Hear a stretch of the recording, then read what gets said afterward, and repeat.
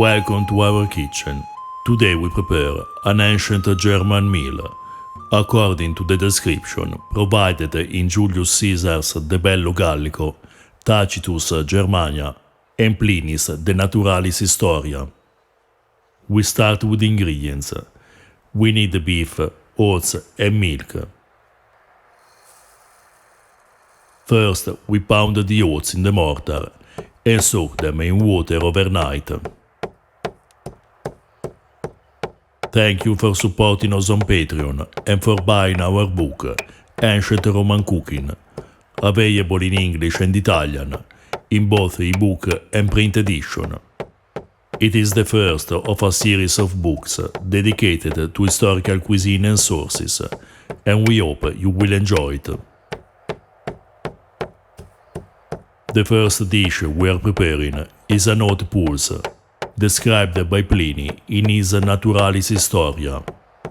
We found this term in the past, preparing Cato's pulse punica and Granea triticea, which we paired with a venison stew. You find the links to the videos in the description below. Ancient Romans didn't use oats to make pulse, but we needed to prepare a plate that Pliny would consider a pulse. We have two options. The first is to pound the oats before cooking them, the second to pound them once cooked. It is interesting to notice that these two methods are still described in the medieval cookbooks as the proper way to cook oats.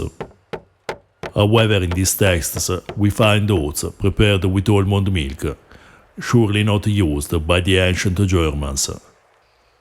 Oat pulse, besides, didn't disappear after ancient times. We find that it was a very common plate in Germany, even in the 16th century, prepared with milk and butter, according to the physician Pietro Andrea Mattioli. We cook the oats in water, adding a pinch of salt. We didn't use butter to make this pulse, though it is a possible ingredient, being widely used by the barbarians according to Pliny.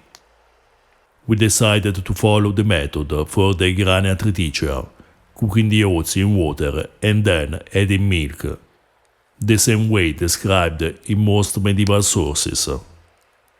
Medieval authors used husked oats, which makes sense since oats have a lot of bran, but we preferred the whole grains, which probably is more consistent with the Roman idea that the Germans were a very primitive population. If you use husked oats, however, you will obtain a better dish. When the oats are soft and absorbed all the water, we add milk. We keep on cooking until we reach a thick consistency, and the oats are overcooked and almost dissolved. The use of oats, as well as the fact that Germans prepared ale with wheat and barley, as described by Tacitus, seems to contrast Caesar's statement that the Germans didn't eat or cultivate cereals, with the resulting difficulties for the Roman army to find provisions during their military campaign. However, the apparent contradiction may be resolved, considering that first, there is about 1.5 centuries of temporal distance between Caesar and Tacitus. Second, that Roman authors frequently oversimplify when they write about other populations, and have the tendency to attribute to a whole population the characteristics of just a few of them. Meanwhile, we prepare the curdled milk, described in Tacitus Germania. We warm the milk on charcoal until it reaches a temperature between 35 and 40 degrees Celsius. Then we add the rennet and stir.